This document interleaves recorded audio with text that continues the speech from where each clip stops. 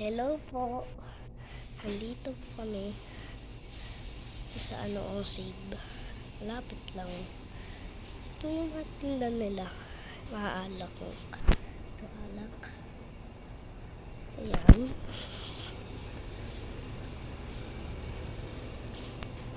Saan na yun? Ayan sila. Kitang-kita mo sila, guys. Ito po yung mga alak nila. Ito yung mga alak.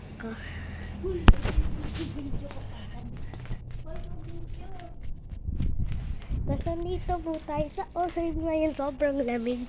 So guys, nandito po kami. Hindi nyo po marinig yung boses namin kasi bawal kasi maingay dito sa Osave. Kaya taro dito. Ito po ang bilihan ng candies. Diyan lang. Candies ka dyan. Ayoko. Gumampi kanina. Ito po yung bakery nila.